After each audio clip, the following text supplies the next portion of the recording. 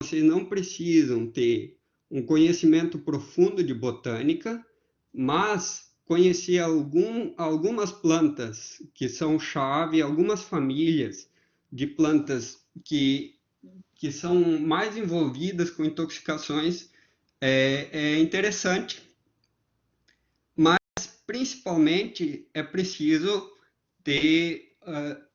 fazer uma avaliação clínica bastante atenta. Além disso, é bastante interessante ter contato com laboratórios, tá? Ter o suporte, principalmente o laboratório de patologia pode ajudar bastante vocês com a parte de histologia, encaminhamento de amostras e, bastante importante, estudar os seus casos, tá? Tá sempre voltando na literatura, vocês juntam os casos de vocês e vão comparando com o que já tem descrito. Então, uma dica que a gente sempre deixa, vocês quando forem para o campo, observem o rebanho, tá? Observem o ambiente, o pasto e dialoguem com o produtor, com o encarregado dos animais. Eles que vão saber dizer para vocês detalhes sobre condições de manejo, o que mudou nos últimos dias, o que eles têm visto. Tá? É importante a gente ter esse contato próximo para chegar a uma conclusão. Vocês vão ver que se vocês não tiverem uma proximidade com quem está no campo, vai ser difícil chegar à conclusão. E, finalmente, a necrópsia. Tá? Isso é uma ferramenta muito importante, não se assustem. Isso não é difícil, a gente praticando algumas vezes, é simplesmente avaliar os órgãos todos um a um e aos poucos a gente vai ganhando familiaridade com o que é normal e com o que é anormal. Isso pode dar muita experiência para vocês e a gente sabe que os melhores clínicos sempre têm o hábito de fazer necrópsia ou de acompanhar, né? Pedir a necrópsia e mandar a amostra para o laboratório. Bom, então, passando para os casos clínicos propriamente, eu escolhi como primeiro caso, mais ou menos cronologicamente, um dos primeiros casos que eu acompanhei o diagnóstico associado com enfermidade tóxica. Isso se tratava, na verdade, essa era uma propriedade em Caxias, mas a gente acompanhou vários surtos parecidos ao longo de anos aí que a gente teve trabalhando na URGS, bastante parecidos. Esse caso em especial era um bovino holandês, tá? Um pequeno rebanho de leite. O proprietário relatava perda de peso, incoordenação motora, tremores e quedas frequentes. Tá? Num curso de 4 meses, mais ou menos, se notou 12 mortes com sintomas parecidos, sinais clínicos parecidos, dentre esses 8 adultos e 4 terneiros, né? Então, clinicamente, se via assim, esse bovino aí apresentando esse déficit de equilíbrio, né? Vocês reparam que ele anda com a base ampla, né? Com os membros afastados.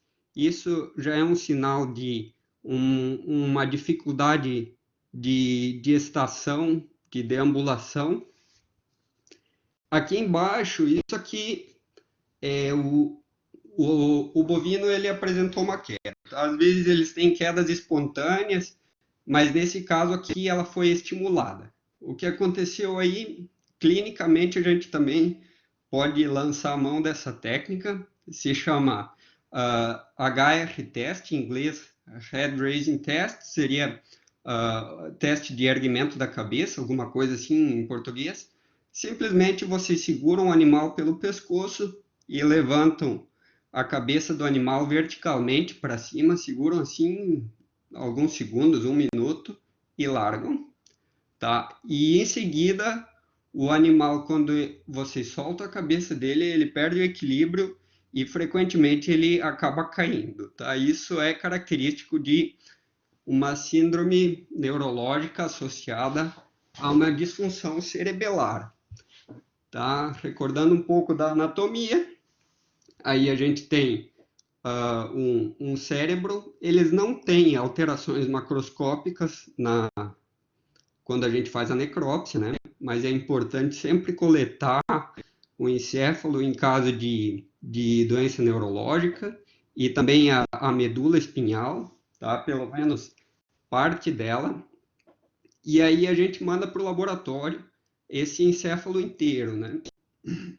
No caso aqui, na histologia, lembrando um pouco a histologia do cerebelo, né? A gente tem essas camadas, que é a camada molecular, a camada granular, e entre as duas, a gente tem a camada dos neurônios de Purkinje, que são esses neurônios aí com o citoplasma bem amplo, com esses dendritos bem proeminentes, tá? Isso seria uma histologia normal. Nesses casos, o que a gente via, se vocês prestarem atenção aqui, a gente vê nos neurônios de Purkinje esse citoplasma bastante distendido e com esse aspecto espumoso, tá? Isso nesse caso, em outros casos semelhantes, a gente sempre vê isso. Bom, partindo dessa suspeita de um acúmulo de alguma substância dentro de neurônio, a gente faz um teste que se chama lectina histoquímica, tá? As lectinas, elas têm essa propriedade de se ligar a determinados oligosacarídeos, açúcares, né? No citoplasma, e dão essa coloração marrom aqui que a gente vê no citoplasma. Isso aqui é uma marcação que indica depósito de manose, tá? Um tipo de oligosacarídeo. O que tinha em comum nessas propriedades, tá? Uma quantidade grande dessa planta, que é chamada de guanchuma ou chá da Índia, talvez vocês já tenham visto. É uma planta que cresce principalmente em ambientes sombreados, e a gente via com bastante frequência, principalmente quando era chamado na região de Triunfo, que tem muita plantação de eucalipto, a gente acabava meio que sabia quando tinha sinal neurológico que podia ser isso, né? Porque é uma planta que se favorece dessas plantações de eucalipto nessa região aí, com umidade adequada para dominar o pasto, né? Quando o bovino está aí, ele acaba ingerindo bastante. Então, o diagnóstico nesse caso é chamado de doença do ornamento lisossomal, e a etiologia é intoxicação por Cida carpinifolia, que é essa planta, né? Guanchuma. Existem outras espécies também que são afetadas. Entre Rio Grande do Sul, Santa Catarina, até São Paulo são vistos casos, né? A gente tem casos já registrados em caprinos, em equinos, em ovinos, bovinos, e até um caso num cervídeo no zoológico. Tá? O recinto dele tinha grande quantidade dessa planta e ele acabou ingerindo grande quantidade e morreu depois de apresentar sintomas parecidos, tá? Ele acabou fraturando a mandíbula e acabou morrendo dessas complicações. Isso aqui, nem sempre os quadros são fatais, tá? Se vocês retirarem os animais do pasto contaminado, ele acaba, então, diminuindo aos poucos o sinal clínico, mas o animal fica bastante debilitado, ele perde muito peso, e às vezes até o animal pode ter uma forma meio subclínica, assim, ele não necessariamente tem sinais muito evidentes, tá, neurológicos. No mundo existem várias plantas associadas a isso. A gente tem principalmente da família Fabaceae, né, as leguminosas, essas 4 aí de cima. Então, Estados Unidos, Canadá, essa letra F aí, perdão, letra D, né? A letra D, Soinsona, é uma planta australiana, também todas com sinais clínicos parecidos. Aqui no Brasil, além de sida, a gente tem diferentes espécies do gênero Ipomoea, bastante frequente intoxicação por Ipomoea carnea, variedade fistulosa, tanto no Nordeste brasileiro, quanto na região Centro-Oeste, no Pantanal, em zonas úmidas, tá? E é basicamente a mesma apresentação clínica. E a nossa, aqui embaixo, a Sida carpinifolia, a única malvácea, a Ipomoea é uma solanácea, né? A única malvácea associada com esses sinais clínicos é Sida. E o que elas têm em comum, essas plantas todas, é a presença de soinsonina, né?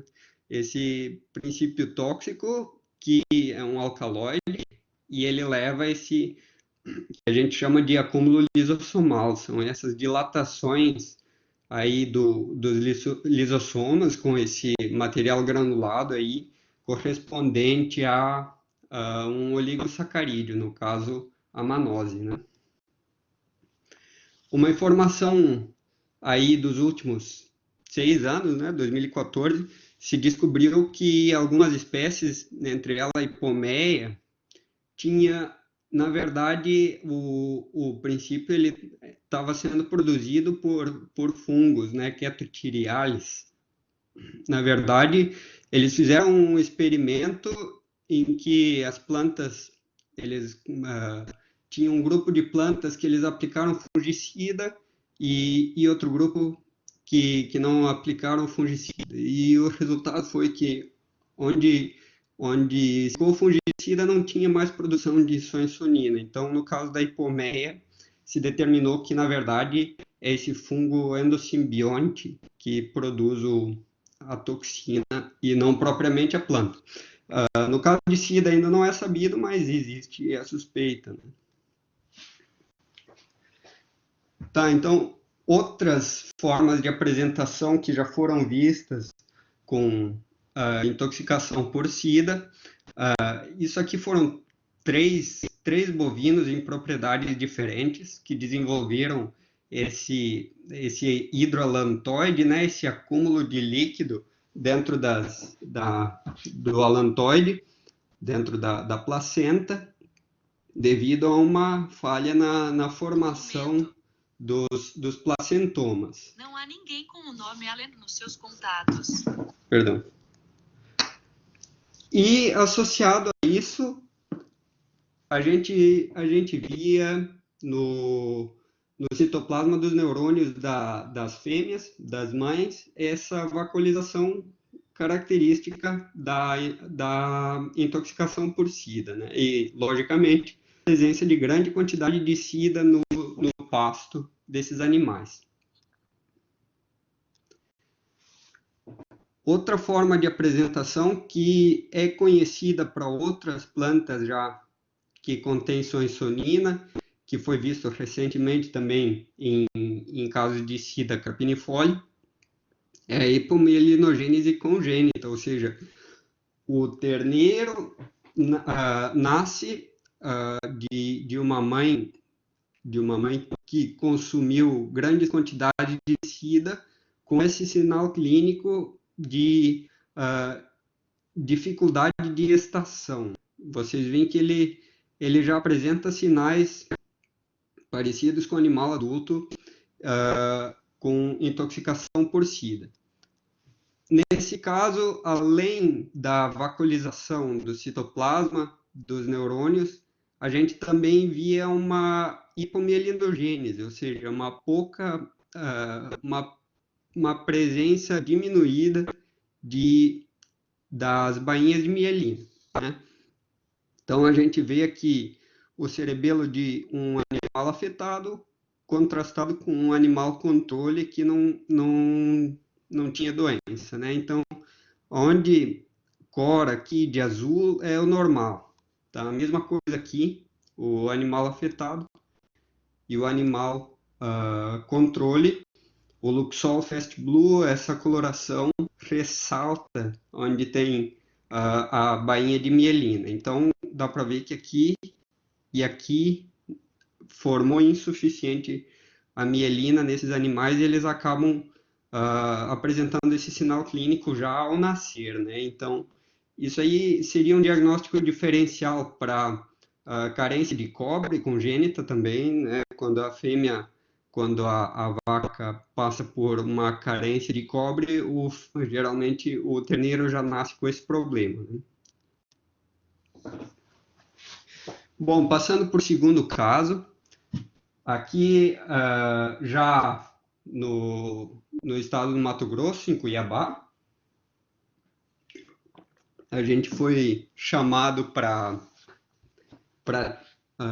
atender ou para observar um caso que acometia equinos da raça manga larga. Era um aras pequeno, com 12 animais, dos quais 4 desenvolveram os mesmos sinais clínicos, caracterizados por abaulamento abdominal, agitação, sudorese, rolamento e também mucosas cianóticas. Bom, isso seria basicamente sinais de cólica, né? Quando vocês veem lá na medicina de equinos, vocês veem que cólica é uma síndrome, né? Com várias apresentações aí o animal fica bastante tenso, né? Ele começa a se rolar por dor abdominal, se esticar, ele tem bastante sudorese. Mas o que não é comum e o que chama atenção é um surto de cólica, né? Um surto de cólica não é esperado, apesar de cólica ser comum em equinos. Quando a gente vê um surto, a gente tem que desconfiar que alguma coisa está errado. Provavelmente alguma intoxicação, alguma coisa que tem no pasto que esses animais estão comendo. Esse mesmo quadro de surtos de cólica já tinha sido descrito em outros lugares, tá? Principalmente no norte do Brasil, já tinha sido visto. Isso aqui é um surto no Pará, tá? E se via os mesmos sinais clínicos. Então, vocês veem que o animal está bastante agitado, se rolando, olhando para o abdômen dele, né? Diferentes animais. E também o perfil do abdômen, bastante distendido, dilatado, né? Timpânico. Isso aqui já dos nossos casos, dá para ver na necrópsia os intestinos bastante dilatados, né? Intestino, estômago com bastante gás. Realmente, ao abrir o abdômen, as vísceras já, especialmente o seco, já salta na hora de abrir o abdômen por causa da quantidade de gás. E vocês veem também o jejuno com bastante líquido, né? E isso foi visto em todos os equinos que a gente abriu, né? Bastante parecido, todos os achados. Na histologia, então, a gente via isso também, tudo muito parecido. Essa necrose da superfície epitelial, vocês veem, as vilosidades estão desnudadas, a gente não vê mais o epitélio em algumas partes.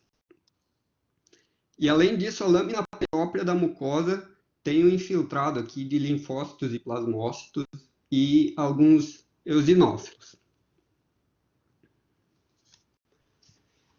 Tá, o nosso diagnóstico morfológico, ou seja, a lesão que a gente vê, seria uma gastroenterite linfoplasmocítica, eosinofílica e necrotizante. Bem simples, né? Basicamente o que a gente está vendo aí no intestino e no estômago. E aí vem o detalhe que, para a gente fechar esse caso, tá? Esses equinos todos eles eram mantidos em um pasto formado de pânico máximo, variedade Maasai. Tá? Essa pastagem ela tinha sido implantada há uns 3 anos, detalhes, coisas que a gente levantou, né, informações que a gente levantou com os proprietários. E interessante, nunca havia apresentado casos anteriormente, ou seja, em 3 anos os equinos pastejavam aí e nunca tinham tido problema nenhum. Bom, é importante a gente saber disso.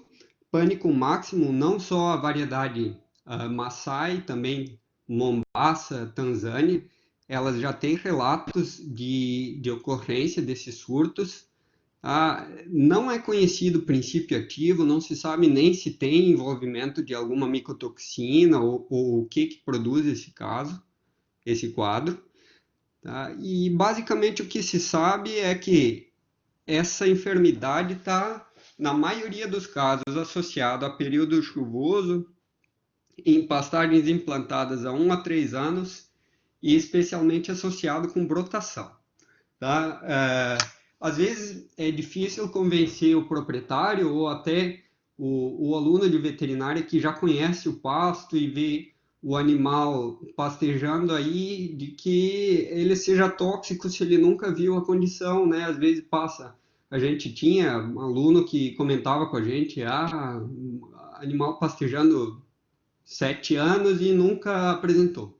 Mas é importante, se vocês forem trabalhar com equinos, sempre ter essa ressalva que existe o risco, tá? Em algum momento pode acontecer um surto desses e eu diria para vocês que é uma situação bastante caótica. A gente viu esse surto aí, os veterinários trabalhando intensivamente com cada um desses equinos e tentando solucionar o problema, mas quem já viu o tratamento de cólica não é simples e com vários animais acometidos ao mesmo tempo é bastante difícil. Então fica o recado para a gente sempre ter cuidado.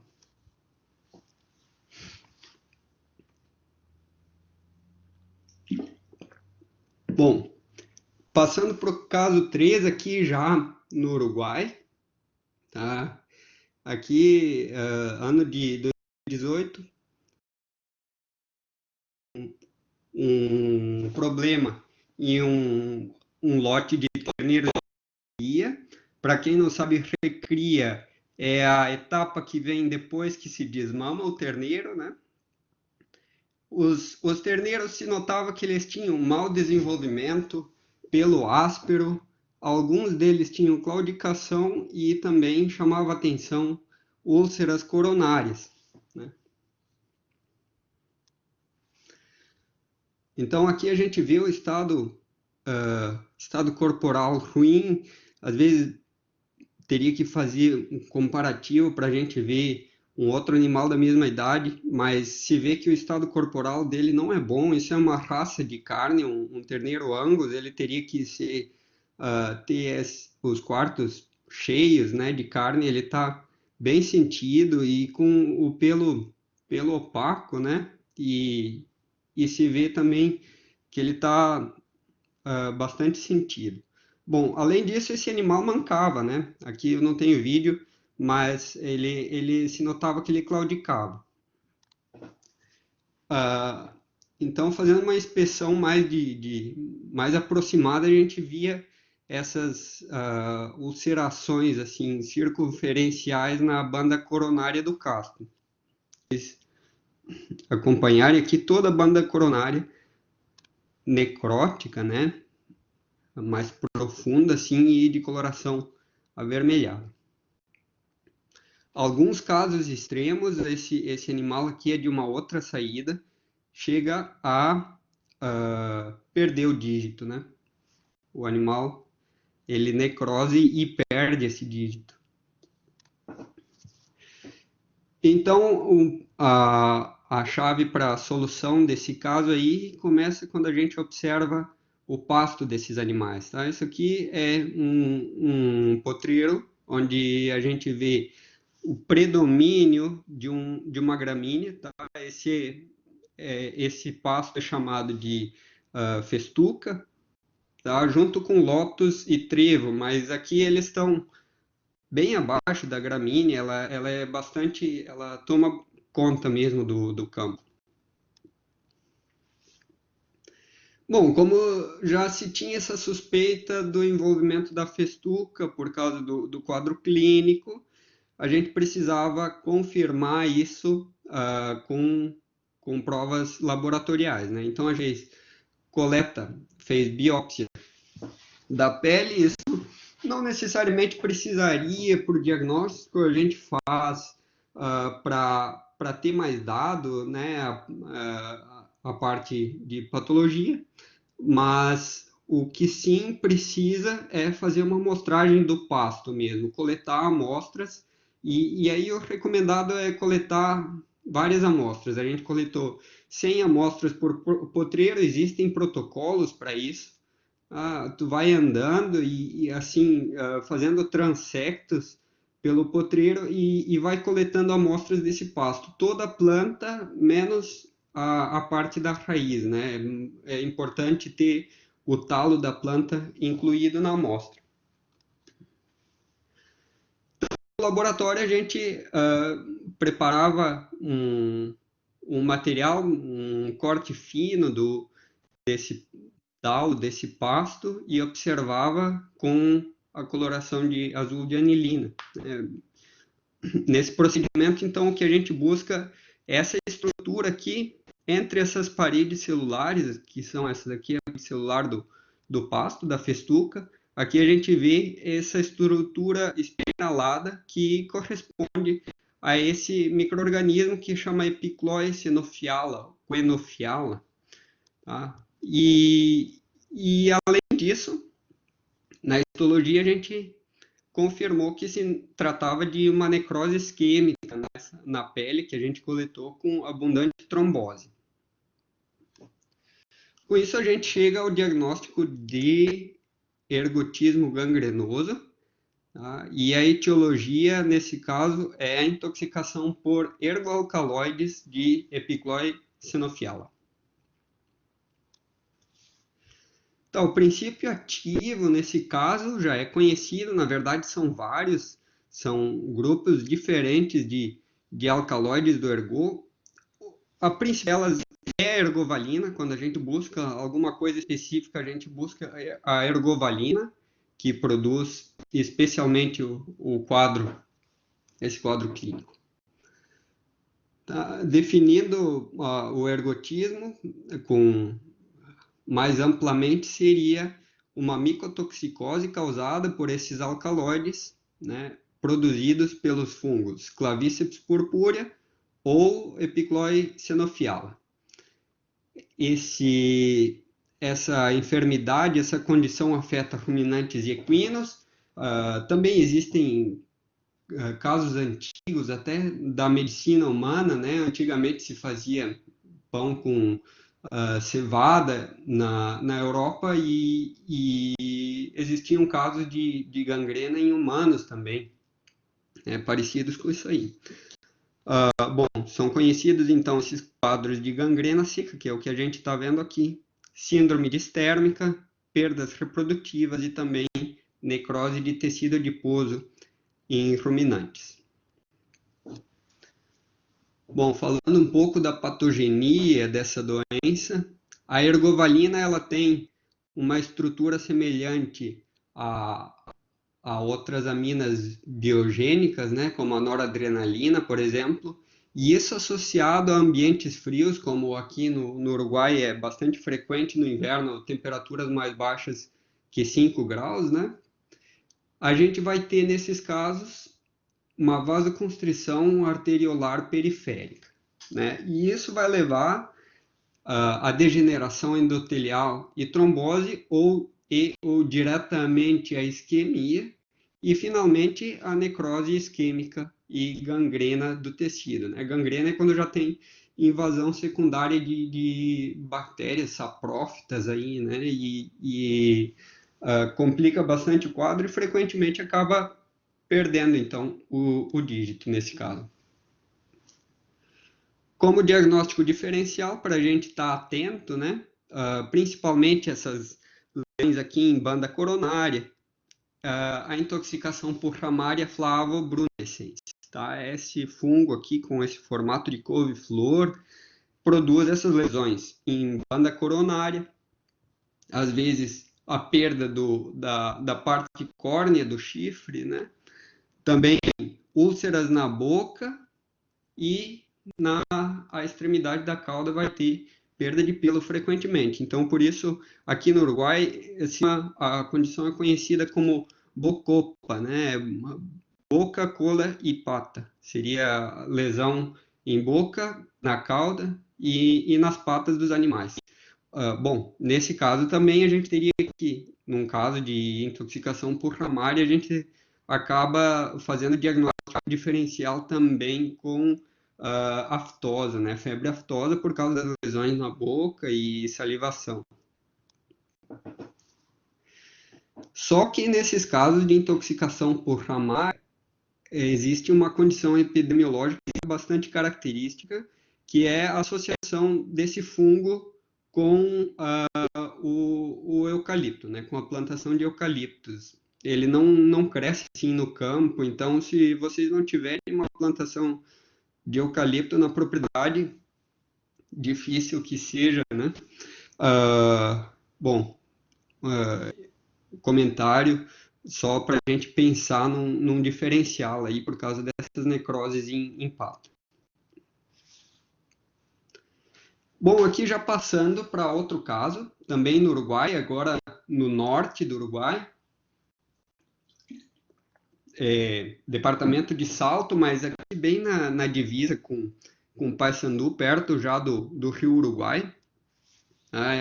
Um lote de novilhas prenhes que apresentavam fotossensibilização, icterícia, estavam bastante abatidas e com o tempo ia evoluindo para estupor, coma e acabava morrendo, tá? O curso aí durava uns poucos dias, 3 dias, 4 dias, não muito mais que isso, e o animal morria.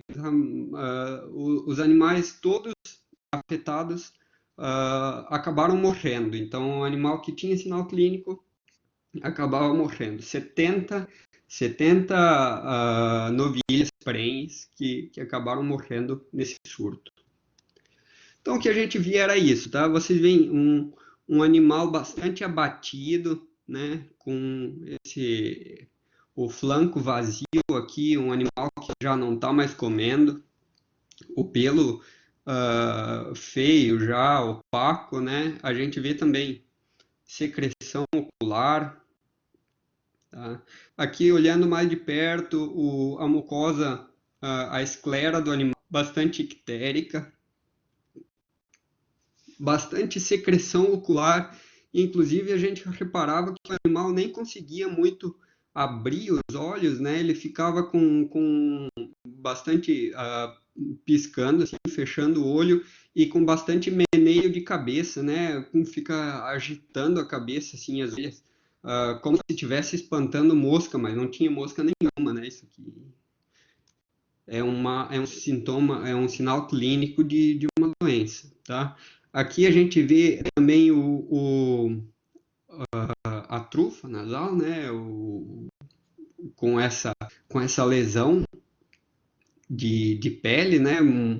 Uma necrose epidérmica. Ele está perdendo, erodindo essa superfície. É um animal de pele negra, mas justamente nessas áreas com pouca cobertura de pelo, eles são especialmente afetados. Então, olhos e o focinho, bastante afetados. Na necrópsia, então, chamava atenção uma icterícia muito intensa, tá? Isso aqui chama atenção para quem faz bastante necrópsia. É uma icterícia que vai além de muitos casos de anaplasmose, por exemplo, é bastante intensa. Outra coisa, se vocês já viram na patologia, talvez devem lembrar, quando a gente vai diferenciar a icterícia da pseudoicterícia, que seria a coloração da gordura por carotenoides, né? Que é normal um animal que esteja pastando, a gente precisa usar alguns critérios. Nesse caso aqui não tinha muita dúvida, mas se vocês olharem, aqui a cartilagem da articulação do occipital ali, está bastante ictérica também, assim como a superfície rosa dos vasos, né, bastante ictérico. Isso é definitivo que se trata, então, de deposição de bilirrubina, uma icterícia mesmo, e não uma pseudoicterícia por deposição de caroteno, que seria esperado na gordura, né? Outra coisa que chama atenção aqui eles tinham essas lesões também na porção ventral da língua, tá? E se vocês repararem, essa úlcera ela vai acompanhando exatamente aqui o contorno onde inicia a pigmentação da língua, né? Justamente a parte branca da língua, onde não tem pigmento, é que tem a úlcera. O resto aqui, a extremidade não está afetada. Bom, isso aqui também é característico de fotossensibilização. Se vocês repararem, o bovino ele faz frequentemente a higiene das fossas nasais, né, com a língua, e principalmente nesse caso que ele já está tendo uma secreção aumentada, ele está com a pele irritada, então ele fica fazendo com frequência essa higiene e acaba expondo bastante a porção ventral da língua, né? E o que acontece é o contato da radiação solar com essa porção da língua. Bom, além disso, na necrópsia a gente via o fígado com essa coloração alaranjada, né? E frequentemente a vesícula biliar bastante aumentada. Os rins com essa coloração que chega a ser esverdeado, né? Um amarelo esverdeado já. E na histologia, a gente via, isso aqui era característico, tá? Os hepatócitos com tamanhos de núcleos diferentes, alguns com núcleo bastante grande, bastante proeminente, tá? Seria uma megalocitose, e associado a isso, bastante desses corpúsculos aqui. Se vocês prestarem atenção, tem muito desses corpúsculos aqui, que em alguns lugares chama de corpúsculo de Council, né? Tá? Na verdade, são células em apoptose. Tá? Isso aqui é visto frequentemente em doenças virais, febre amarela em primatas, em humanos, mas especificamente nesse caso de intoxicação a gente também vê isso, é bastante interessante. Tá, lá pela segunda, terceira saída que a gente fez, que os animais continuavam morrendo por vários dias, e na verdade não tem muito o que fazer nesses casos, não tem muito tratamento. Se vocês forem estudar depois, a gente vai ver o diagnóstico. Quando vocês forem estudar essa intoxicação, vocês vão ver que a mortalidade, a letalidade dessa doença é praticamente 100%. Então, não tem muito o que fazer. Se recomenda algumas coisas, mas vocês vão ver quase impraticáveis, né? Teria que tirar o conteúdo ruminal e vocês imaginam 70 novilhas afetadas, não, é meio difícil de manejar isso aí.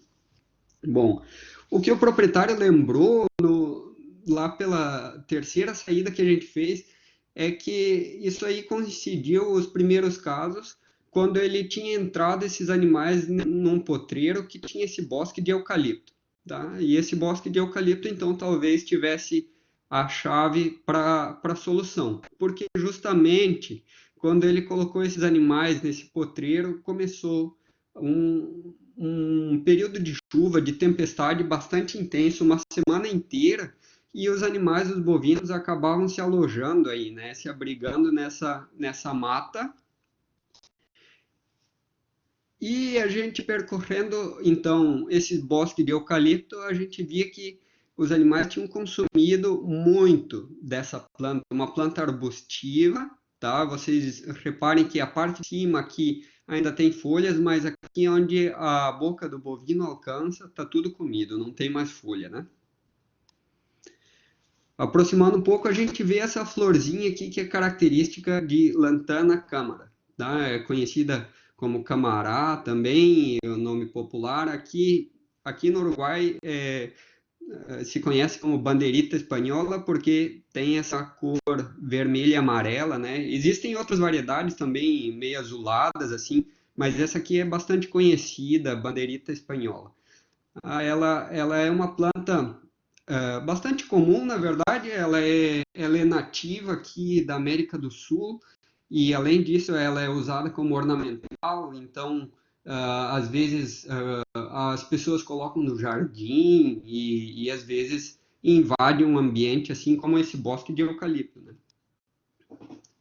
Bom, o diagnóstico nosso foi de hepatopatia tóxica, um diagnóstico etiológico, né? Nesse caso, o diagnóstico etiológico é de hepatopatia tóxica associado com intensa fotossensibilização. Tá?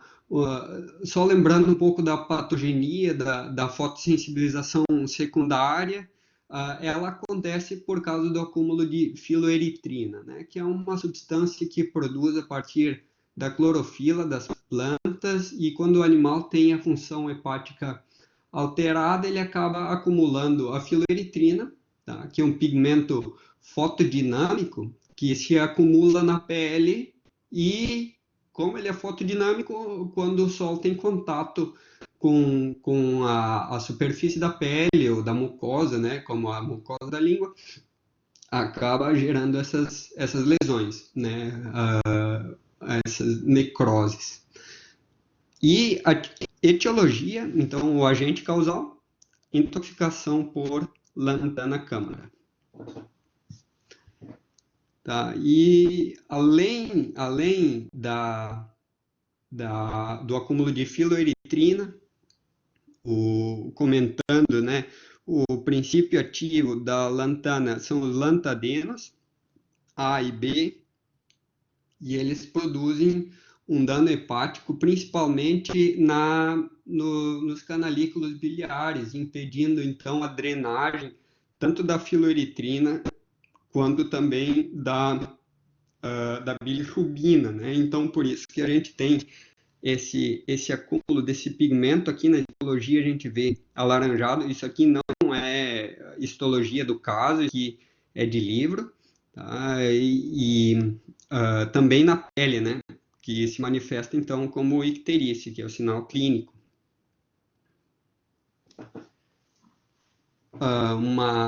Alguns diferenciais, nesse caso, a gente consegue descartar pela epidemiologia, né? A intoxicação por braquiária, diferentes espécies de braquiária no Brasil central, principalmente, Mato Grosso, Goiás, Mato Grosso do Sul, se usa muito a braquiária, né, associado à criação de bovino. Só que o detalhe é que, nesse caso, geralmente as intoxicações por braquiária se dão em animais jovens, né? A fêmea, então, vocês veem ali, nenhuma está afetada, é o filhote com fotossensibilização, né? Então, por aí a gente já consegue descartar, não tinha braquiária no nosso caso, não afetou animais jovens, afetou animais categorias mais adultas, né? E, por outro lado, a gente também teria que descartar intoxicação por micotoxina de Pitomyces chartarum, né? Esse fungo que infecta as gramíneas, né? E acaba causando também fotossensibilização.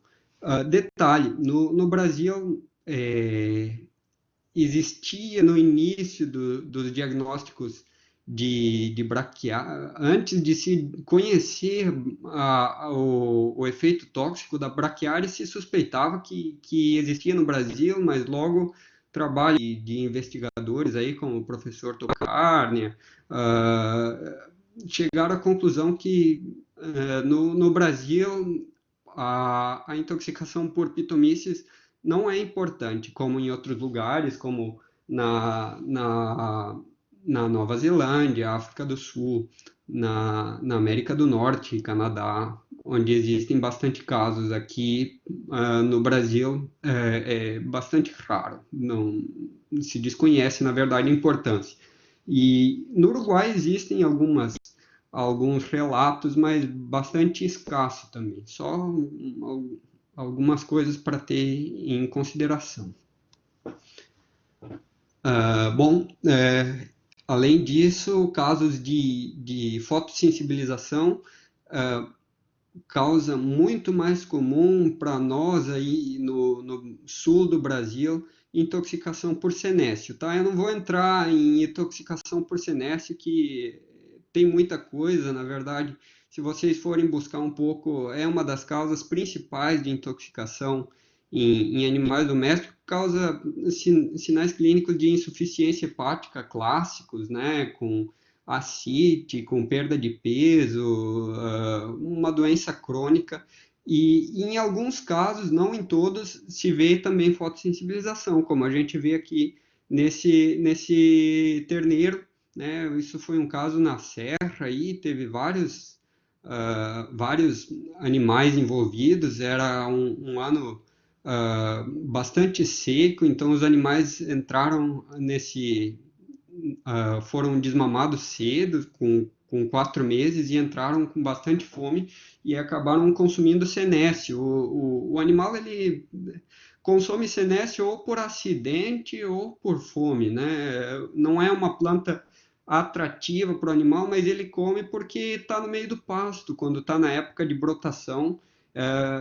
O bocado do bovino não é muito seletivo, né? Ele acaba pegando várias plantas e vem o senécio junto. E nesse caso aqui, a epidemiologia foi bastante intensa, a apresentação clínica, aliás, por causa dessa epidemiologia, né, de terneiro desmamado muito cedo e escassez de forragem. Daí, quando eles entraram para uma fase de confinamento, eles acabaram demonstrando esse sinal clínico aí com muita fotossensibilização. Bom, já partindo para o caso 5 agora, para vocês se situarem, a gente vai até o caso 9, vamos tentando talvez não entrar em muito detalhe, mas se vocês tiverem depois dúvida, vamos seguir discutindo, né? Bom, mas nesse caso aqui eram 96 vacas, a queixa, no município seria de Vijancina, em Taquarembó, no Uruguai, aqui bem perto da onde a gente trabalha. As vacas apresentaram dispneia intensa e algumas delas também enfisema subcutâneo. Seria quando a gente faz a palpação da pele do animal, a gente sente uma crepitação, assim, bolhas de gás no tecido subcutâneo, né? Num curso de 24 horas, 20 dessas vacas morreram e nesse caso, elas eram mantidas em campo nativo invadido por Cynodon dactylon, tá? É o que a gente chama no Brasil de capim bermuda.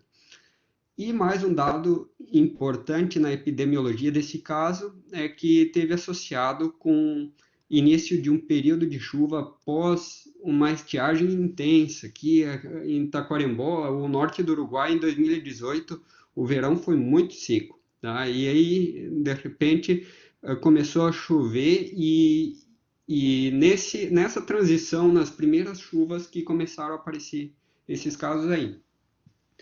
Então, na necrópsia, o que foi visto foi isso aí, edema e enfisema pulmonar, tá? A superfície do pulmão brilhante, então um pulmão que quando vocês abrem a cavidade torácica, ele não se colapsa, né? O que seria esperado, o pulmão colapsar, e se via assim nesses septos interlobulares, vocês veem que eles estão bastante dilatados, com separação dos lobos, dos lóbulos, aliás, com esse aspecto de ar mesmo, né? Tem um acúmulo de ar, seria um enfisema, então.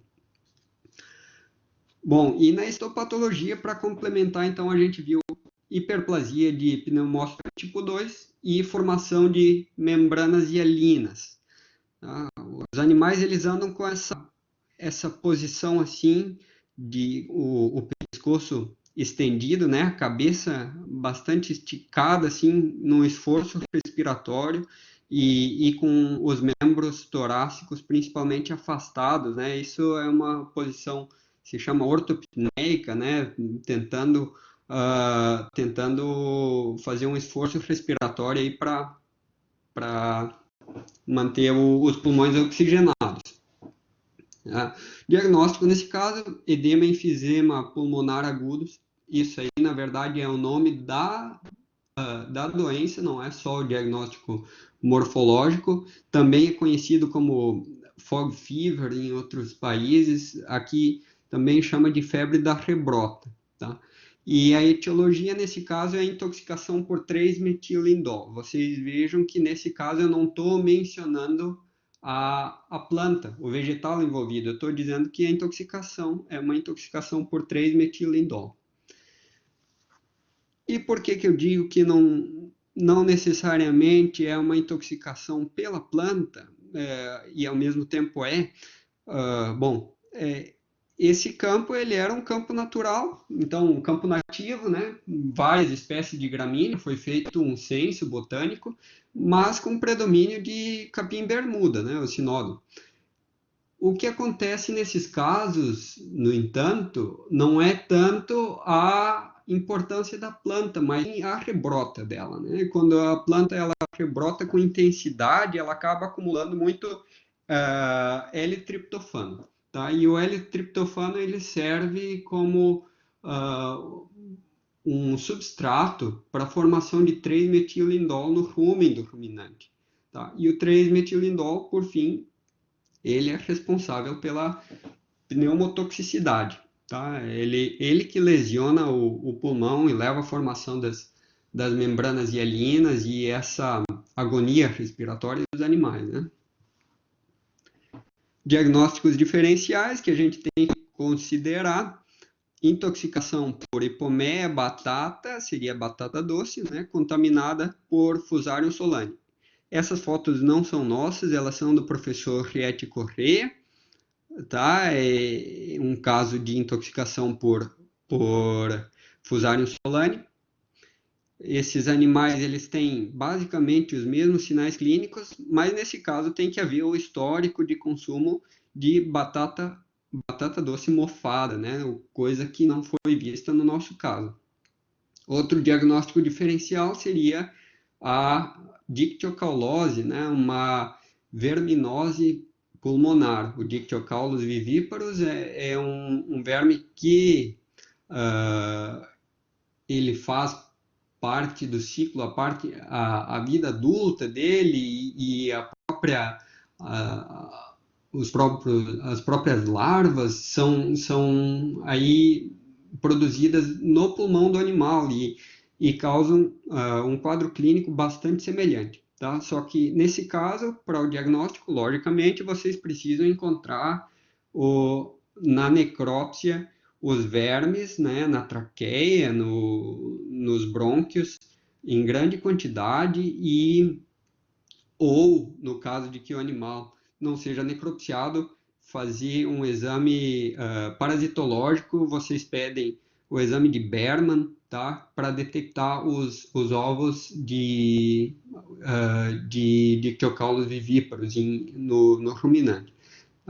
Esse é um caso nosso, um terneiro aí, ele tem, na verdade, múltiplo parasitismo, ele tinha vários problemas concomitantes, mas se vê que ele tem também essa posição aí ortopneica, né, forçando a respiração, parecido também com o caso ali desse outro terneiro intoxicado com batata doce, né.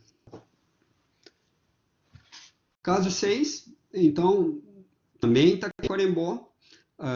Nesse caso, novilhos de recria. Aqui era uma propriedade que recebia os animais um pouco maiores e mantinha eles em potreiros na verdade, eram plantações de eucalipto, né? Os animais eram introduzidos em meio a essas plantações de eucaliptos ou pinos, né? O que se reparou foi animais com fezes com sangue, né? Hematoquesia bastante intensa em alguns casos.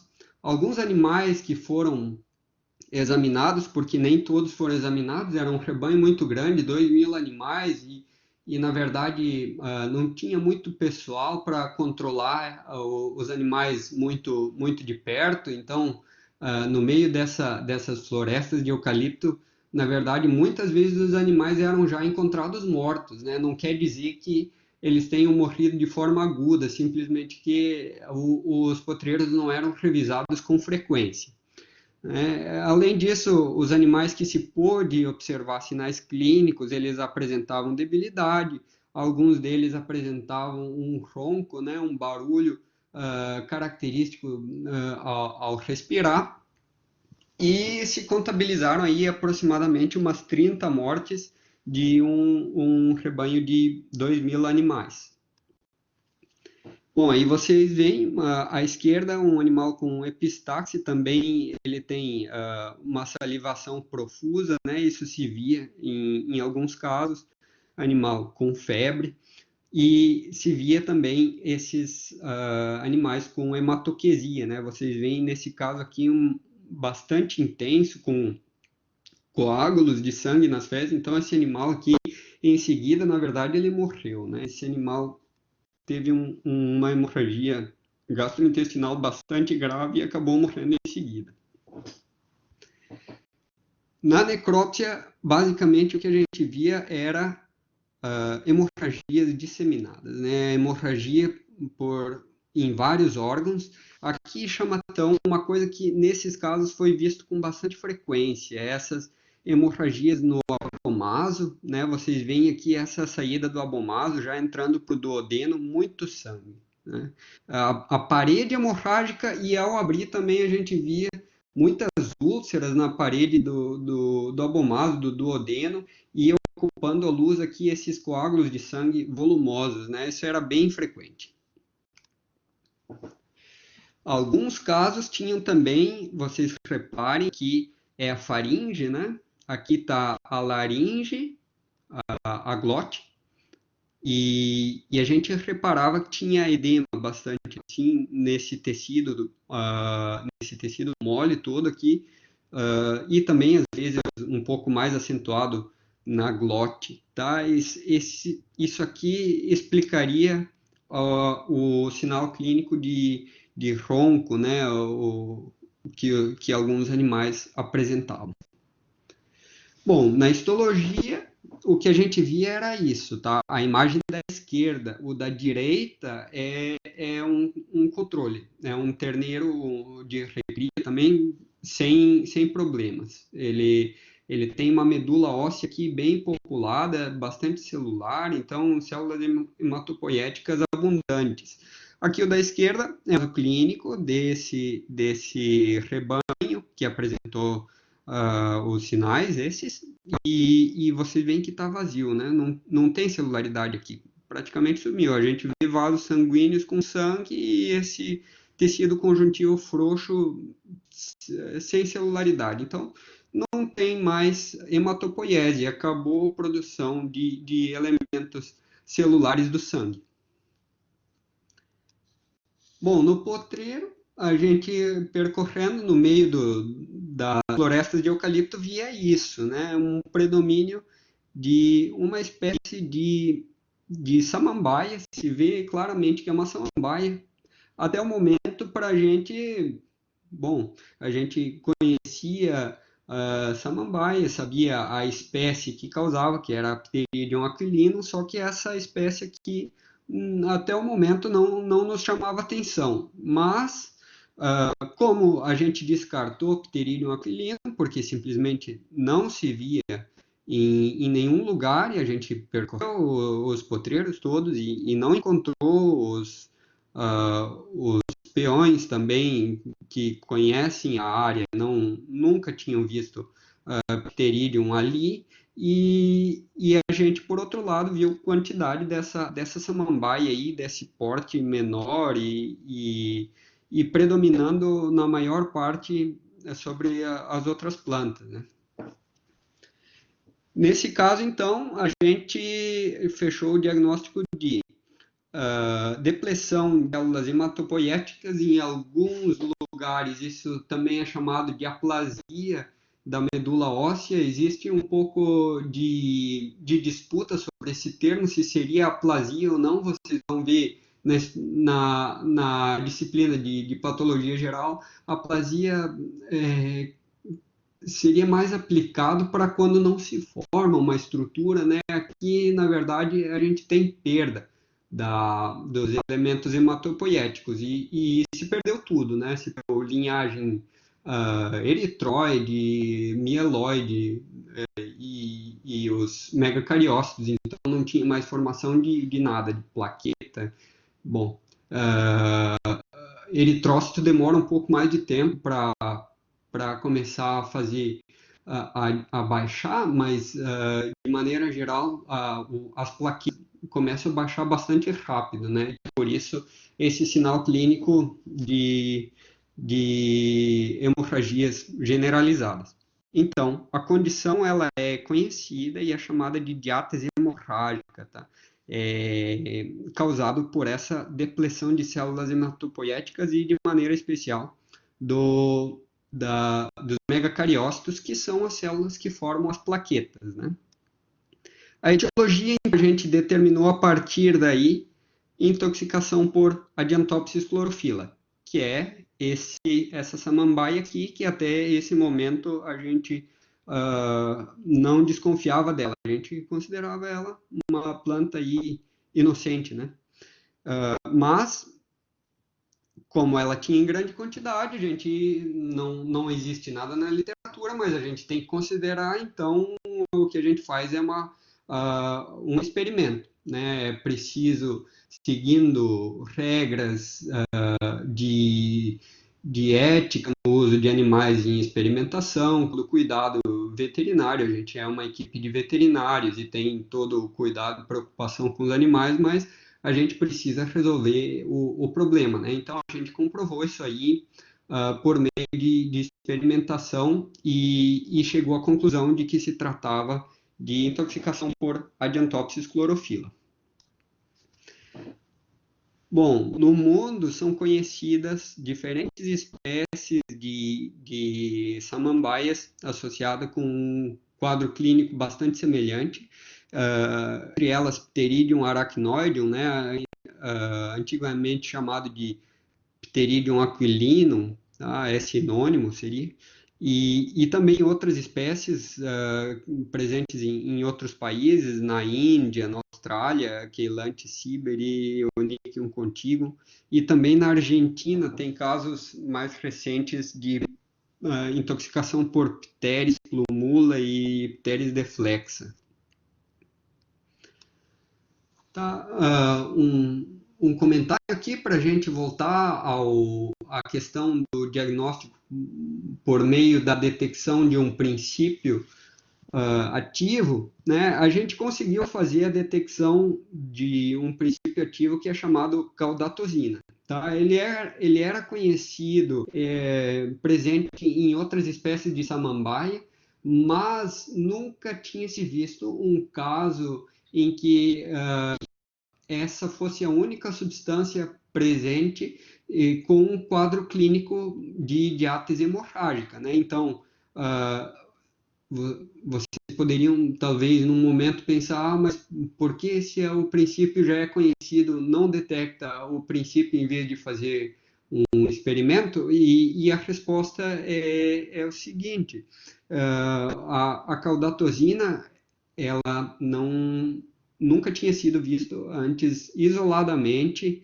né? Sempre foi vista associada a taquilosídeo, que é comprovadamente associado a quadros de diátese hemorrágica e outras apresentações, e no caso a caudatosina não, a primeira vez que ela foi vista sozinha foi aqui, associado a Adiantopsis chlorophila, essa intoxicação aqui.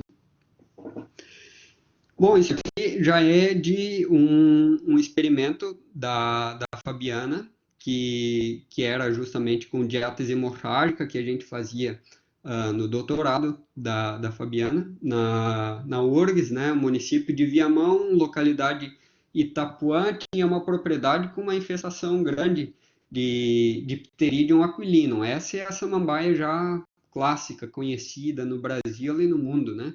E o que a gente via era basicamente a mesma coisa, né? Os animais com bastante hematoquesia ou melena e na necrópsia hemorragias disseminadas. Outra coisa, um sinal clínico frequente é quando faz a punção venosa, né? Às vezes para fazer medicação no animal, ele não para de sangrar, né? Ele continua sangrando por, às vezes, vários minutos, às vezes horas, né? Ele simplesmente continua sangrando, o que não é normal, mas demonstra uma coagulopatia, né? Bom, além disso, a gente também via esses infartos em alguns órgãos, né? Órgãos como o fígado, o pulmão. Isso aqui são áreas de infarto. Então, teve aí um embolismo, obstruiu aí algum vaso, uma parte da circulação e, além disso, entraram bactérias aí, né? Um êmbolo séptico e produziu essas áreas de necrose. Na histologia, a mesma coisa, né? A gente vê uma medula óssea despovoada, aqui comparado com o normal, hemorragias em vários lugares, aqui o intestino com a lâmina própria totalmente expandida por sangue, e no fígado aqui a gente vê essas áreas de necrose, né? Aqui seria o tecido normal, mais ou menos, do fígado, e entre essas áreas normais a gente tem essas áreas aqui de necrose, associado com agregados de bactéria, né? E o que acontece, a explicação para esses infartos, né, essas bactérias que entram na circulação, esse embolismo séptico, é que o animal, vocês se lembrem que ele está com uma hematopoiese prejudicada, né? Então ele não tem produção de células de defesa também, e com isso micro-organismos oportunistas até do trato gastrointestinal, entra pelo intestino, por exemplo, e migra através aí da circulação hepática, pulmonar e forma esses infartos. Tá? Outra coisa que se via era infartos na região da laringe, da faringe, né? Produzindo, então, necrose e, ao mesmo tempo, esses edemas, e associado a bactérias. Então, fica aí a suspeita que talvez esse edema de glote esteja associado aos embolismos sépticos, né? Isso também foi uma hipótese levantada já pelo professor Ava na época da defesa do doutorado da Fabiana. Então, por aí talvez a gente tenha explicação, né? Bom, outra forma de apresentação crônicas do consumo de samambaia, aquele animal que fica na propriedade por muitos anos, não era o caso dos nossos animais com intoxicação por adiantópsis aqui em Taquarembó, porque era um rodeio de recria, né? Eles ficaram por um tempo até serem encaminhados para engorda em outra propriedade, então não é como uma matriz, né, uma fêmea que fica muitos anos, ou um touro que fica muitos anos na propriedade, às vezes comendo quantidades pequenas e desenvolvendo as formas crônicas. Tá? Essas formas crônicas elas foram vistas, por exemplo, nessa propriedade aí em Itapuã, que a gente via animais adelgaçados, né, bastante magros já, e com timpanismo frequentemente, desidratação e frequentemente essas lesões em trato digestivo superior. Aqui a base da língua, às vezes no esôfago, às vezes na entrada do rumen, tá? Aqui seria um corte da língua, a gente vê essas concreções de actina, já macroscopicamente, bastante tecido fibroso. Aqui a gente tem um fígado com uma metástase desse carcinoma, né? E aqui na histologia, característico, né, carcinoma de células epidermoides ou carcinoma de células escamosas, que forma essas concreções aqui chamadas de pérolas de queratina, né? Elas vai depositando queratina em camadas, como se fosse uma cebola, né? E área de mineralização também, às vezes, se vê. Bom, aqui outra apresentação de forma crônica que os animais apresentam após vários anos de consumo, bastante parecido. A gente não tem bem claro porque em algumas propriedades se vê mais hematura zoótica e outras propriedades se vê mais carcinomas de células escamosas, mas parece que existe um padrão, assim, tem propriedades que apresentam a forma crônica ou uma ou outra, né? Ou a hematura zoótica ou os carcinomas do trato digestório superior. E o que ocasiona essa hematuria, que é a eliminação de sangue na urina, seriam essas neoplasias na mucosa da bexiga, né? Aqui no caso, aqui um tumor de vasos, né? A gente tem hemangiomas, hemangiosarcomas. Existem, na verdade, diferentes tipos de tumores, hiperplasias aí que se produzem na mucosa da bexiga e, às vezes, existe erosão da superfície desses tumores e acaba tingindo a urina com sangue. Tá? Isso aqui para diferenciar de hemoglobinúria, se vocês coletarem essa urina num tubinho, não precisa necessariamente nem levar para o laboratório e vocês vão ver que se for sangue vai decantar, né? Ele vai separar da urina. E se for hemoglobinúria ou mioglobinúria não separa, a urina fica homogeneamente pigmentada, independente de quanto vocês deixem aí decantar ou se fizer centrifugação. Caso 7, no Uruguai também, isso aqui é o departamento de Paysandú, tá? Era um rodeio de cria, tá? Vacas de cria, o objetivo então é produzir terneiros mesmo. Eram 125 vacas nesse lote, que estavam entre o terço médio e final da gestação. Elas não tinham a gestação exatamente no mesmo estágio. Ela tinha algumas mais avançadas, mas a maioria entre terço médio e terço final da gestação. E o que aconteceu aí foi, em um período de uma semana, 6 dias, começou a acontecer um surto de abortamentos. As vacas começaram a perder cria, principalmente as gestações mais avançadas, né? Então, teve um total de 25 abortos em 6 dias, né? A partir do primeiro dia que os animais foram introduzidos no potreiro.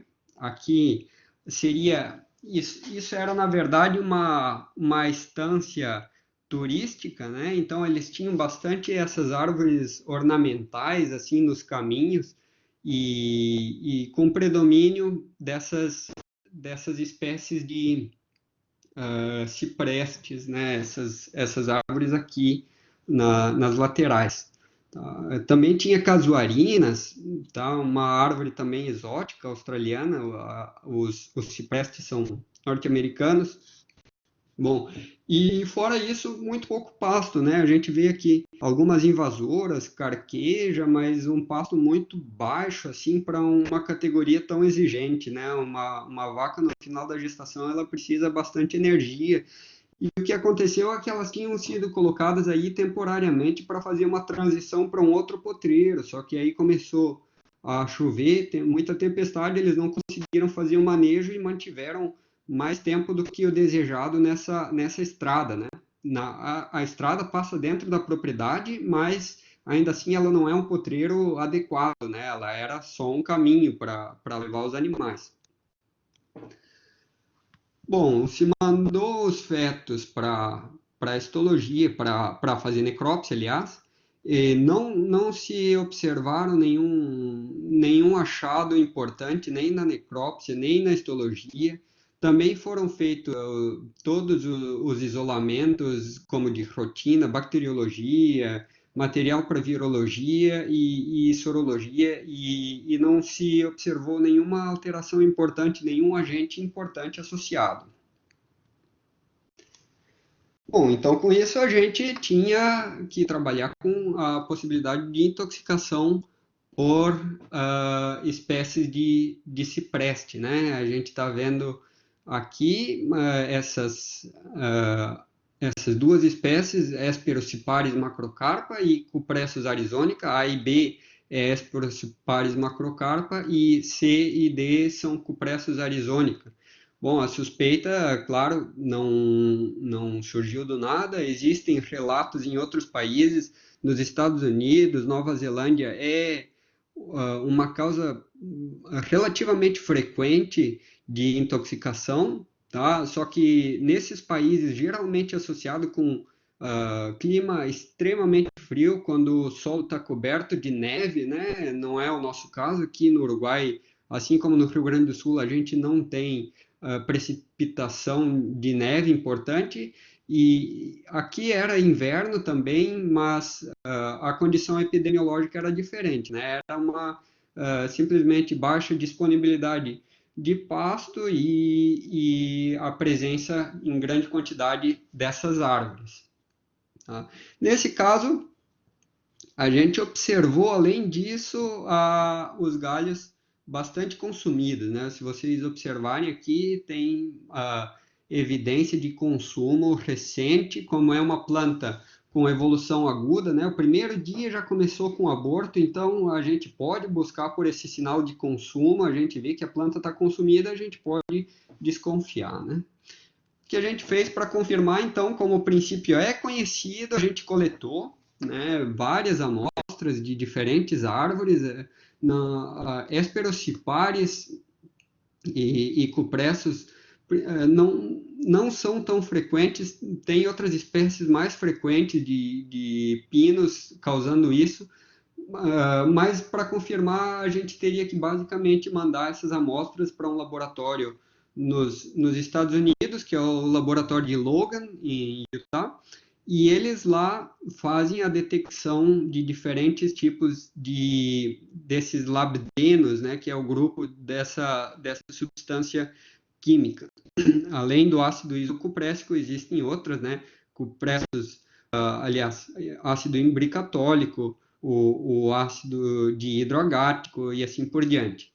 Bom, a gente mandou de cupressos, aliás, Hesperociparis macrocarpa, Cupressus arizonica, e também mandou dessa casuarina cunninghamiana, que não tinha nenhum relato, mas estava presente no potreiro, então a gente aproveitou e mandou também para tirar a dúvida se ela estava envolvida. Os resultados foram que Cupressus macrocarpa, Hesperociparis macrocarpa, tinha níveis, apesar que não elevadíssimo ácido isocupréssico, ele tinha, sim, na soma de ácido imbricatólico, ácido isocupréssico e de hidroagático, ele tinha na soma quantidade suficiente para produzir abortamentos.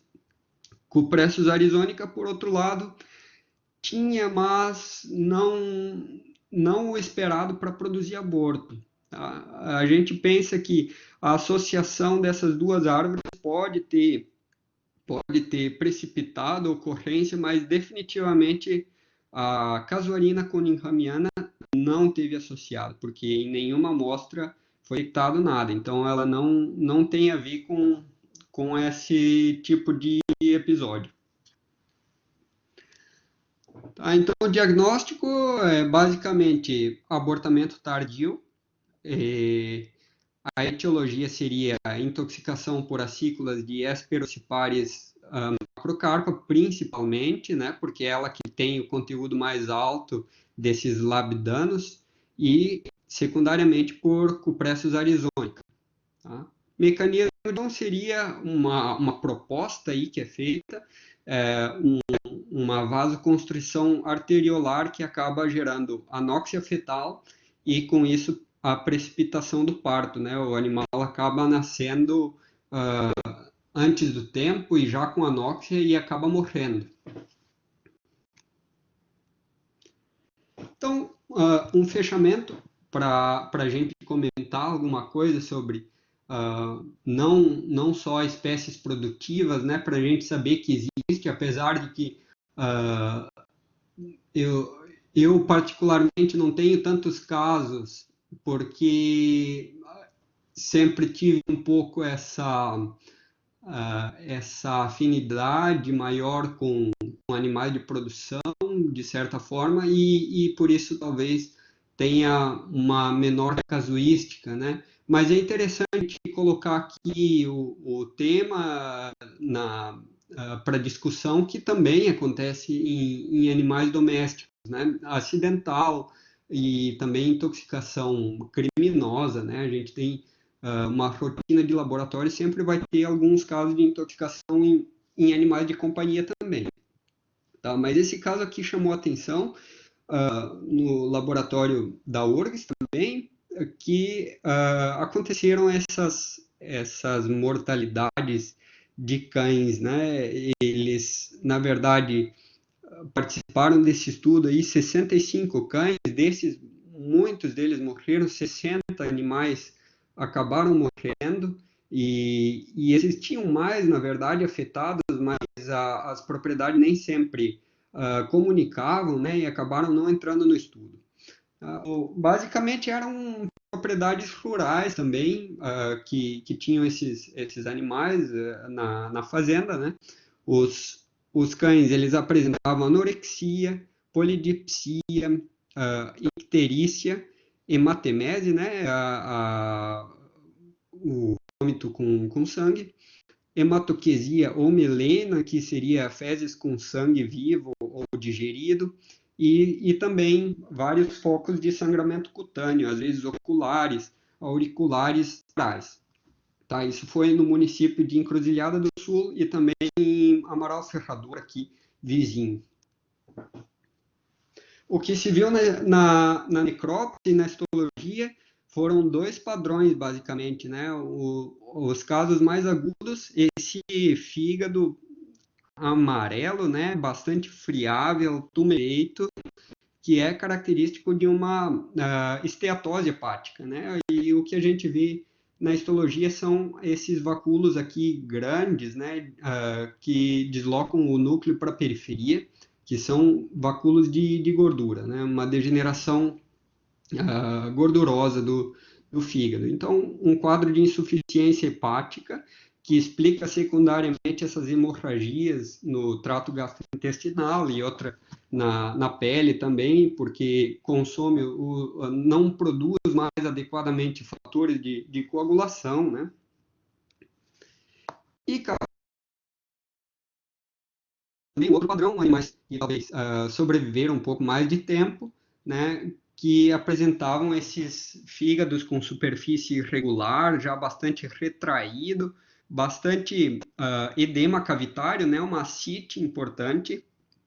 E na histologia, daí o padrão tinha um pouco de degeneração também, mas principalmente essa proliferação de tecido conjuntivo fibroso aqui, que está marcado em azul, nessa coloração de tricrômio de Masson. Tá? Essa coloração é feita para isso, para detectar fibrose, e a formação desses nódulos de regeneração, né? Que também se vê na macro aqui, se vocês olharem essas esferinhas aqui, essas bolinhas, né? São nódulos de regeneração característicos de um fígado com cirrose, né? Com um fígado terminal, é parecido com o fígado de senécio num bovino, então um quadro mais crônico. E a etiologia, nesse caso, envolveu o alimento. Tá? O que tinha em comum entre todos esses animais era o consumo de derivados de uma farinha de milho, que nas propriedades se usava para fazer polenta, né? Misturava com um pouco de carne ou dava com ração, mas a origem comum o alimento que tinha origem comum era a farinha de milho, que vinha de uma indústria local que acabou vendendo uma uma farinha contaminada com aflatoxina B1, tá? Que é o tipo mais patogênico, vamos dizer assim. Então, foi mandado amostras dessa farinha para o laboratório e terminou por uma prova de HPLC, que se usa, né, para detectar princípios tóxicos, um teor alto de aflatoxina, de 1.640 a 1.770 partes por bilhão. Então, um pouco comentando, né, a aflatoxina, ela é uma micotoxina produzida por aspergilos flavos ou aspergilos parasíticos. Está presente frequentemente em grãos com alta umidade e condições de armazenamento com temperatura elevada. O milho é o alimento mais frequentemente associado, mas também existe em amendoim, é frequente, até como alimento humano é um dos mais preocupantes, o amendoim. E entre as espécies domésticas, os cães e suínos são considerados os mamíferos mais suscetíveis. Tá? Só fica aqui uma ressalva para alguém que está fazendo o diagnóstico, não esperar que vai ver o milho nessa condição, né? Que tu vai ver realmente os bolores crescendo aí, principalmente na farinha já. O que produz esse quadro, na verdade, é a toxina, né? Essa é uma micotoxicose, não é uma micose, não é o aspergillus propriamente que está produzindo. Então, às vezes, o que tem é a toxina, ela não se degrada com temperaturas altas, então não adianta quando tu faz a polenta, o resultado é o mesmo que tu dá a farinha crua, né? A toxina não se degrada. Bom, isso também pode ser visto, por exemplo, em caso de leucoencefalomalácia em equino, que também é produzido por uma toxina de Fusarium, né? E também frequentemente associado a consumo de milho, mas o milho mofado, mas às vezes vocês não encontram mais o fungo, mas o milho continua contendo a toxina. Espero não ter esgotado toda a paciência de vocês, não ter terminado com alguma chance de vocês se interessarem pelo tema. Espero que a gente possa discutir isso aqui, tá?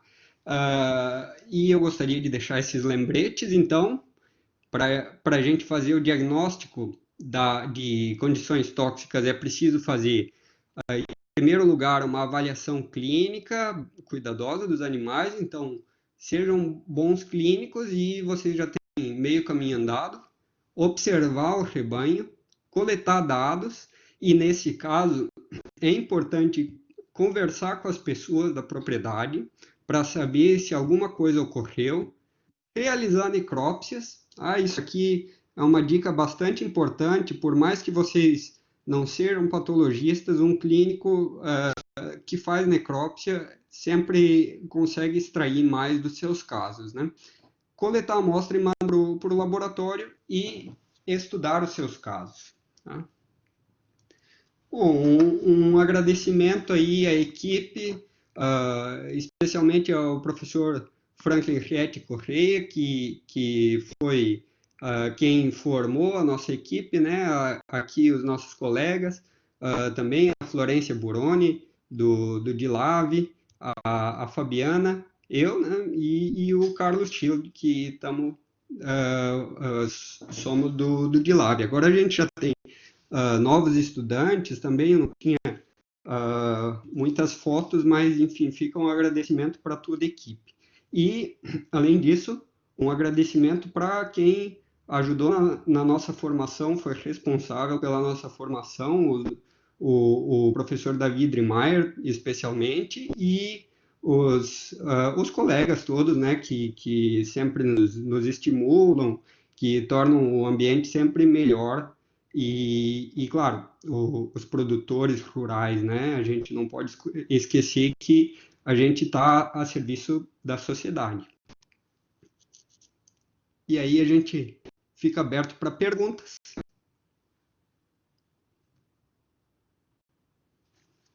Muito obrigado. Pessoal, alguém tem pergunta? Pode abrir o microfone e falar, fica melhor.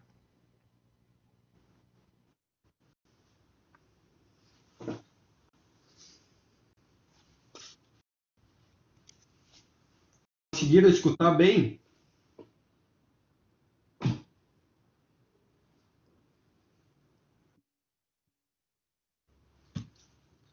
Saio aqui da apresentação ou como faço? Posso falar, Vini? Pode, Luiz? pode. Uhum. Ô, Luiz, no canto inferior direito tem uma flechinha roxa, que daí tem um chat, o pessoal tem algumas perguntas ali. Muito boa a palestra, parabéns, Luiz. Muito obrigado por aceitar o convite do pessoal e tal. Muito bom. Estamos à disposição, é um prazer. Bom, eu tenho aqui no canto direito abaixo uma cruzinha, seria como? Tem um balãozinho ali de uns 62. É um balãozinho. Bate-papo. Aí tu vai em todos. Todos. Aí.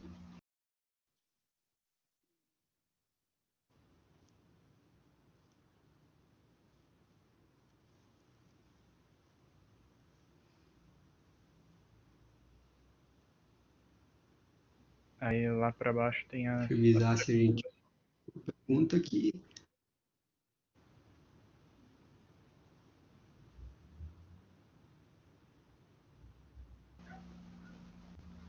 Acho que é lá mais no final. Mais no final.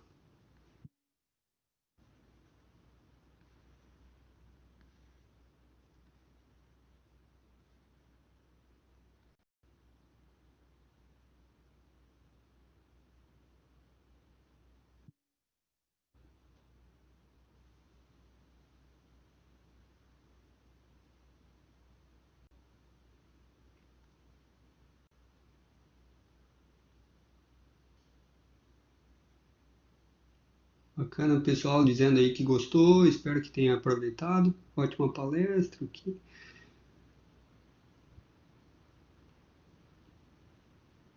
Que torna os bobalinos resistentes a alguma planta. Eu não sei se eu deixei passar alguma mais para cima.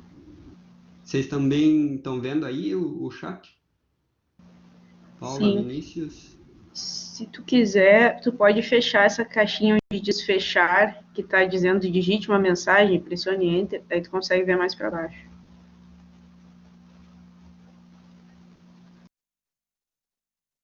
Aonde isso, Paula? Talvez esteja aparecendo só para nós. Essa caixinha aí preta, que tu passou a seta por cima. Caixinha preta, eu aperto em fechar aqui. Isso. Ok.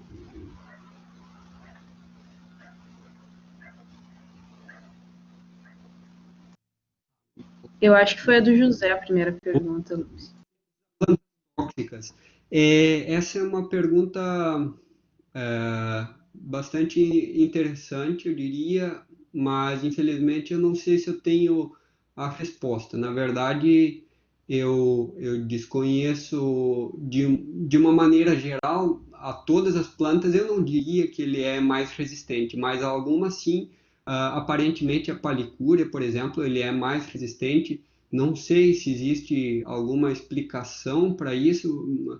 Não sei se, por exemplo, na Índia pode ter alguma. Porque vocês sabem que os bubalinos, a espécie que a gente cria de forma doméstica, né, é de origem indiana, né? Então, não sei se lá pode haver alguma existência de alguma planta que contenha esses princípios. Eu não diria que é alguma coisa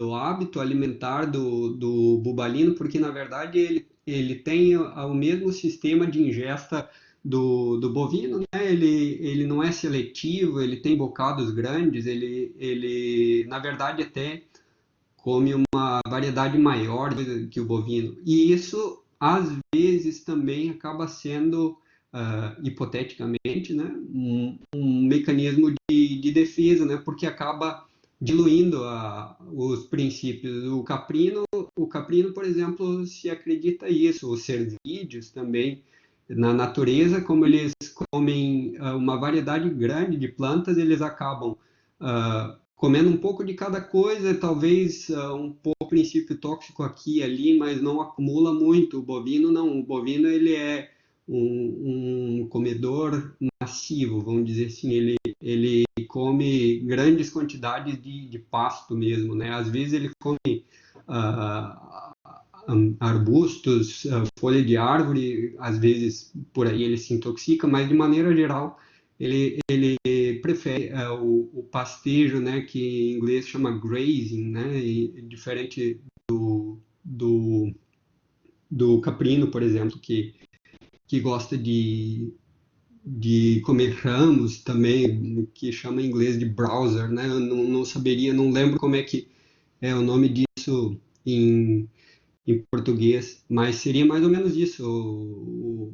Eu acho que tem um pouco de comportamento, um pouco de capacidade enzimática, às vezes adaptação das bactérias do rumen, mas eu não saberia dizer assim se o bubalino ele é mais resistente a todas as intoxicações, né? Seria, não sei, eu acho que não respondi nada, mas seria o que eu teria para dizer.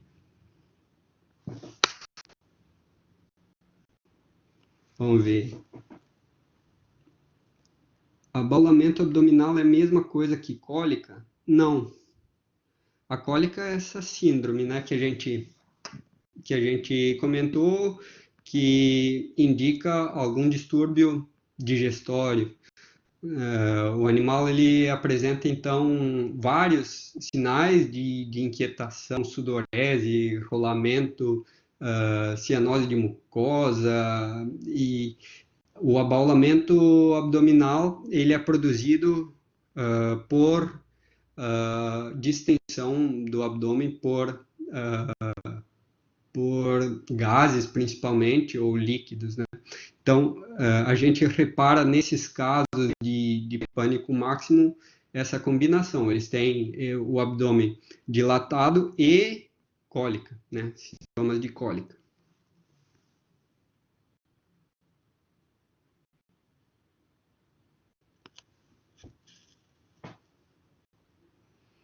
Tá, pergunta sobre hipomelinogênese congênita. Se existe algum tipo de tratamento para esses bezerros? Infelizmente não. Tratamento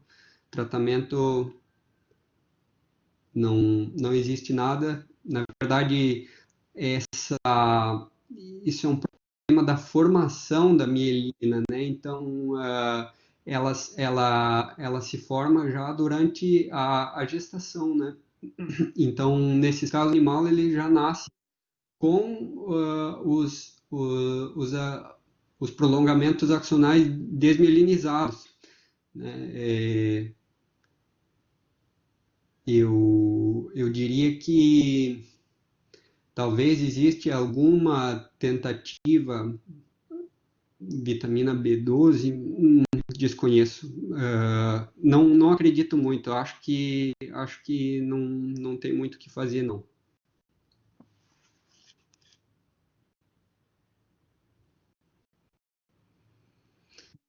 Capim-mombá ser tóxico para vacas, não tem nada relatado, tá? Até o momento nada descrito, nada relatado. Então fica a questão em aberto. A gente não pode dizer que não, enquanto a gente não vê casos, mas até o momento nada, tá?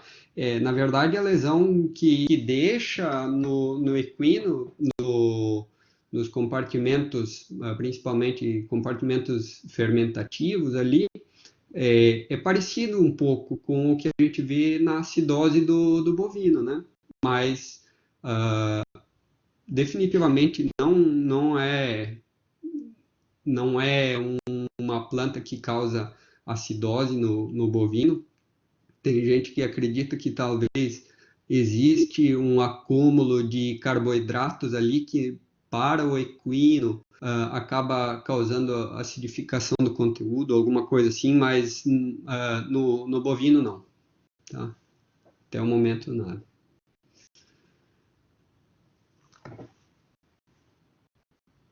Toda braquiária é tóxica?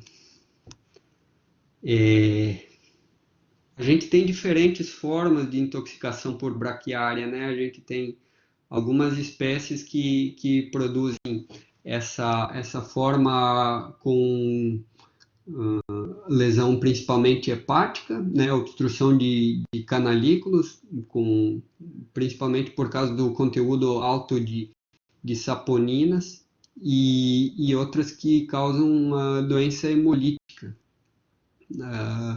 Mas existe variação dos conteúdos de saponina na braquiária, e a decumbens é a mais tóxica, mas eu diria que o que está mais associado com a apresentação de casos clínicos é a adaptação do animal, né? Geralmente, vocês vão ver casos em animais que não estejam adaptados, ou principalmente animais jovens, né? E animais que já estão adaptados, de maneira geral, é um problema que vem diminuindo, mesmo no centro-oeste, se acredita talvez por causa de uma aquisição de resistência ou até algum mecanismo de seleção, né, de animais mais resistentes. Atualmente, cada vez está se tornando menos frequente essa condição. Tem mais alguma que eu não esteja vendo aqui? Pergunta.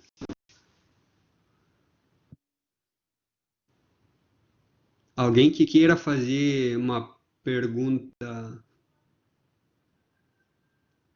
diretamente?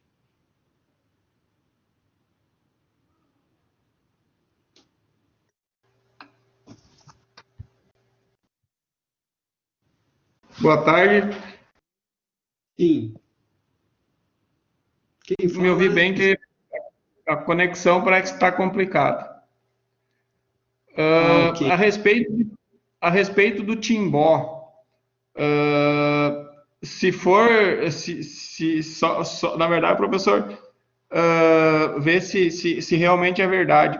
O timbó, quando o animal ingere ele, se o animal se movimentar, ele ou é mito. Só saber se é mito ou realmente é fato. Se o animal ingerir o timbó e caminhar, ele não age tão rápido como se o animal comer ele e correr, por exemplo. De repente, alguma coisa no metabolismo. Tá. Bom, tem duas questões aí. Uma é a denominação da planta, tá? Timbó, na verdade, no Brasil é um nome genérico que é utilizado para dezenas de espécies. É um nome indígena que acabou entrando no português e quer dizer basicamente planta tóxica, tá? Então, quando a gente fala timbó, tem que ter um pouco de cuidado, porque pode, aqui numa propriedade no sul representa uma coisa, no norte representa outra, tá? Então, se for amorímia, como diz a Paula, aí sim, aí a gente tem esse quadro. Aí é como tu mesmo descreveu. Se tu esforça os animais, às vezes para levar para fazer algum manejo, tu pode precipitar a ocorrência, assim. Isso também é conhecido para as palicúrias, né, que é um gênero com algumas espécies com apresentação bastante parecida com a amorímia. Tá? A amorímia é um nome mais recente para esse gênero, está presente aqui nas matas, na região mais perto litorânea do Rio Grande do Sul, e causa essas mortes súbitas, né? Tu não vê muito apresentação clínica prévia e está bastante associado com manejo. Isso é correto, tá? Deixa eu ver aqui, tem uma pergunta do Gustavo Fuschini. Quando se vai ao campo para fazer essa investigação, existe alguma bibliografia básica para fazer a identificação correta de cada espécie dessas plantas? Eu recomendo fortemente o livro do professor Tokarnia, tá? É o livro mais completo que tem. Atualmente não sei se ele ainda está disponível para venda. Eu acho que os patologistas do Brasil devem ter acabado já com esse livro, e esse é o mais completo, né? Mas a gente tem também, eu posso passar, se a professora Paula também tem acesso a essa bibliografia, ela pode passar para vocês, mas sem problema, tá? É o livro do professor Riet também, Riet Correia, Doenças dos Ruminantes e Equinos. Ele é bem completo, tá? Ele tem não tem imagens, mas ele tem tudo sobre plantas.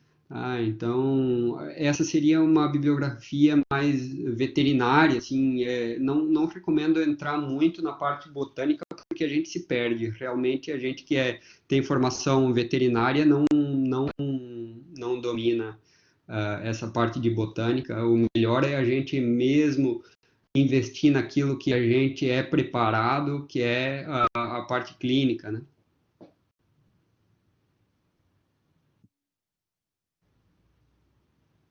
A Fabiana disse aqui que não tem mais disponível, infelizmente, esse livro. Vocês teriam que recorrer a bibliotecas, mas uma coisa, um detalhe importante que vale lembrar, a gente tem muita coisa online hoje em dia, só precisa saber filtrar, né? Saber o que é informação realmente boa. E aí eu recomendo algumas revistas. A Pesquisa Veterinária Brasileira tem essas informações todas, basicamente, estão contidas aí. As plantas tóxicas que a gente tem no Brasil, elas foram a maioria reportadas aí. Eu acho que vocês não vão ter muito problema de encontrar essa informação na pesquisa. A ciência rural também tem bastante informação. Tá? Antigamente a maior parte dos artigos era produzida em português, então também não gera muito problema por aí.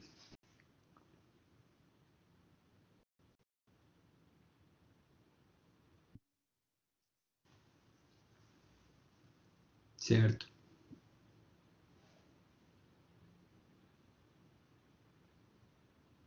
Mais perguntas, gente? Não fiquem acanhados. A respeito do trevo, esse trevo que nós temos aqui, a leguminosa, ele em excesso ele se torna tóxico? Por exemplo, se nós for introduzir algum rebanho que não esteja acostumado com trevo, a gente tem... Sim. Trevo tem potencial timpanizante, né? Ele é um alimento muito bom, ele fornece muita proteína para animal em crescimento, é excelente. Só tem que ter cuidado constante, porque se não tiver cuidado, em algum momento vocês podem ter um episódio de timpanismo, e vão ser vários animais. O ideal é tirar os animais do pasto o quanto antes, tá? Ontem mesmo a gente fez uma necrópsia de timpanismo por trevo branco, tá? Não tinha muita dúvida, o veterinário mesmo já sabia que a causa da morte era timpanismo. Ele nos chamou, na verdade, porque a gente também tinha interesse no dado, né, na necrópsia. A gente foi, e uma necrópsia clássica de timpanismo, um animal bastante inchado. Na verdade, os companheiros de lote dele também bastante inchados, e na necrópsia, vocês já devem ter visto ou vão ver na patologia, bastante congestão da porção anterior da carcaça, das vísceras, né? pulmão comprimido e a linha de timpanismo no esôfago. Nem sempre a gente vê, mas ontem a gente conseguiu ver. E, bom, uma coisa que o veterinário comentou, admito, não tinha esse manejo bem claro, que o ideal é colocar os animais na parte da tarde, né? Não colocar de manhã cedo. O problema é que tu não pode introduzir esses animais com fome, né? Numa pastagem de trevo, porque senão eles comem com muita vontade e acaba gerando timpanismo igual.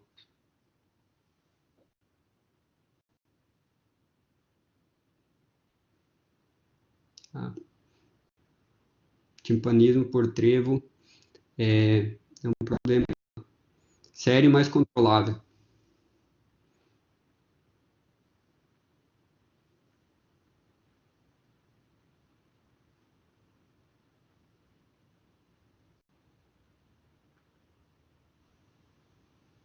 Mais perguntas? Não. À vontade.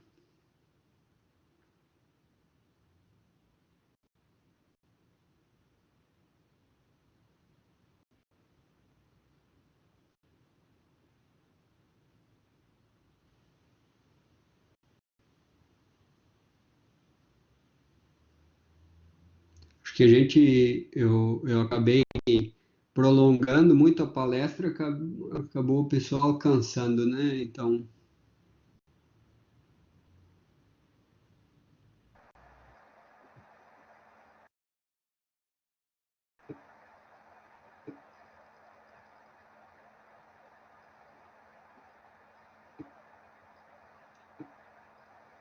Olá, pessoal. Então, eu falo em nome do DA. A gente quer agradecer a presença do veterinário Luiz, agradecer o pessoal aqui, nossos colegas que assistiram à palestra, e a gente aguarda todo mundo amanhã, então, para a palestra que vai ser de rotina clínica cirúrgica de um hospital de equinos. Tá? Muito obrigada, pessoal. obrigado. Boa semana.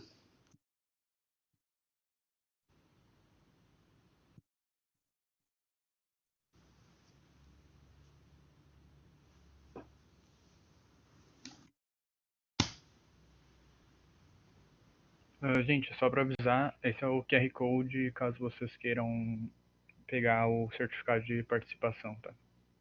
Queria agradecer aí ao Luiz, a Prof. Paula e todo mundo que participou. Sempre às ordens. Tchau, tchau, pessoal. Tchau, Luiz. Tchau, gurizada do DA. Muito bom. Tchau, tchau, Paula. Tchau, tchau, pessoal. Sabe onde sai? Será nesse aqui embaixo? Fechar o painel? Não. Tem aqui no canto superior esquerdo. Aí vai ter umas listrinhas ali. Tu clica naquele ali e lá embaixo tem sair da sessão. Uma portinha com uma flechinha. Ah, tá esse. Achou ali? Sim. Certo, então. Beleza. Tchau, tchau. Valeu. Tchau. Valeu. Até mais. Tchau. Abração.